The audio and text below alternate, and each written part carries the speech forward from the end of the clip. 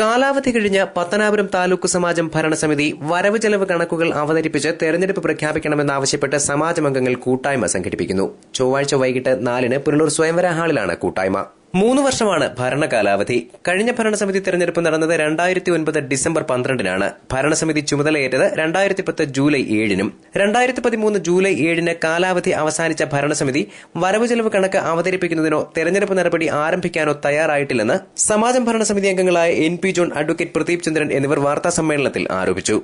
ഭരണസമിതി തെരഞ്ഞെടുപ്പിന് ശേഷം അധികാരം ഏറ്റെടുക്കാൻ കുറച്ച് നാൾ വേണ്ടി വന്നു. കാരണം കേസുകൾ കോടതിയിൽ നിലനിന്നു എന്നുള്ളതുകൊണ്ട് പിന്നീട് കേരള ഹൈക്കോടതിയുടെ ഒരു ഉത്തരവിൻ്റെ അടിസ്ഥാനത്തിലാണ് നിലവിലുണ്ടായിരുന്ന ഭരണസമിതി, തിരഞ്ഞെടുക്കപ്പെട്ട ഭരണസമിതിക്ക് അധികാരം കൈമാറി.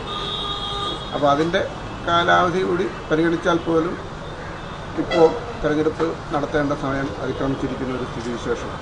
അതുകൊണ്ട് പുതിയ ഭരണസമിതിയുടെ കാലാവധി അവസാനിക്കുന്നതിന് മുമ്പ് തന്നെ തെരഞ്ഞെടുപ്പ് നടപടികൾ ആരംഭിക്കണം എന്നുള്ള ആവശ്യം നമ്മൾ കമ്മിറ്റിയിൽ ഉന്നയിക്കുകയുണ്ടായി. പക്ഷേ അത് അനുസരിച്ച് കമ്മിറ്റി അതിനുള്ള നടപടിക്രമം സ്വീകരിച്ചില്ല.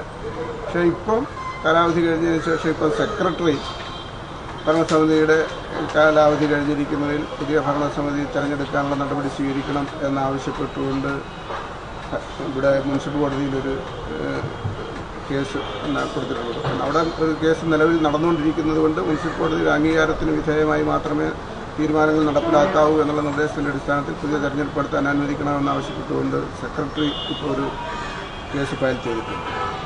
പക്ഷേ മാനേജർ അതിൽ നിന്ന് വ്യത്യസ്തമായി ഇതിനിടയിൽ ഈ ഭരണസമിതി നിലവിലുണ്ടായിരുന്ന ഘട്ടത്തിൽ തന്നെ നിലവിലുണ്ടായിരുന്ന ഭരണഘടനയിൽ മാറ്റം വരുത്തിക്കൊണ്ട് പുതിയ ഒരു ബയലോ അംഗീകരിക്കുകയും ചാരിറ്റബിൾ സൊസൈറ്റീസ് ആക്ട് അനുസരിച്ച് ഈ പത്തനാപുരം താലൂക്ക് സമാജത്തിൻ്റെ പേര് തന്നെ മാറ്റിക്കൊണ്ട് പുതിയ ഭരണം ഉണ്ടാക്കി എന്ന് പറഞ്ഞുകൊണ്ട് അത് 5 വർഷ കാലാവധിയാണ്. അതുകൊണ്ട് 5 വർഷത്തേക്ക് ഇനി തെരഞ്ഞെടുപ്പ് നടത്തേണ്ടതില്ല എന്ന ഒരു നിലപാടാണ് മാനേജർ ഇക്കാര്യത്തിൽ സ്വീകരിച്ചിട്ടുള്ളത്.